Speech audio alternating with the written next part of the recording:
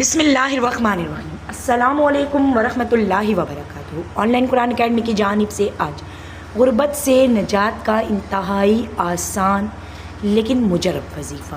اگر آپ کے گھر میں بیماری ہے، کسی قسم کی غربت و ناداری ہے، یعنی کہ رزق کے متعلق آپ کا کوئی مسئلہ ہے جس کے لیے آپ بے تحاشا پریشان ہیں، آپ کو راہ نظر نہیں آ رہی، تو آپ آج سے ہی اس وظیفے کو کیجئے۔ انشاءاللہ تعالیٰ اللہ تعالیٰ کے حکم سے غیبی ذرائع پیدا ہوں گے، غیبی اسباب پیدا ہوں گے، بیماری دور ہوگی۔ الغرض کہ جس مقصد کے لیے بھی آپ اس وظیفے کو شروع کریں گے، 7 روز تک ہر نماز کے بعد بلا ناغہ آپ نے یہ عمل کرنا ہے، اللہ تعالیٰ آپ کے اس جائز مقصد کو ضرور پورا کریں گے۔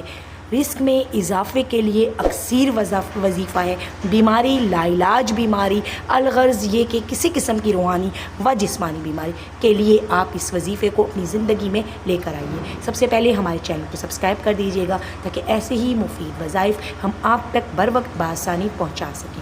پڑھنا کیا ہے آپ نے، میرے ساتھ پڑھ لیجیے۔ بسم اللہ الرحمن الرحیم۔ یا رزاق، یا رحمانو، یا رحیمو، یا سلام۔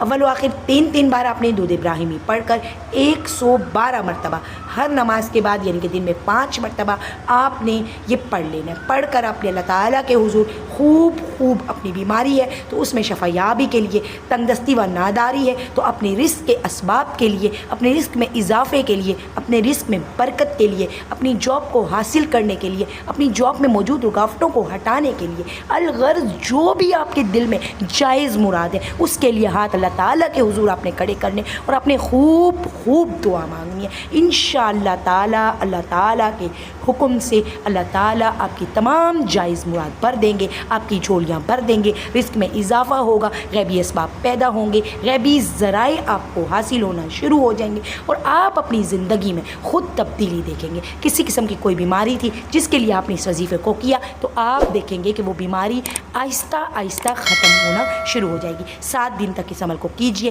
اگر آپ کو یہ لگے کہ بیماری میں فرق تو آیا ہے، مکمل طور پر ٹھیک نہیں ہوئی، تو مزید 7 دن کے لیے آپ نے اس وظیفے کو دوبارہ کرنا ہے۔ انشاءاللہ تعالیٰ امید کرتی ہوں کہ آپ کو اس وظیفے سے مکمل فائدہ حاصل ہوگا۔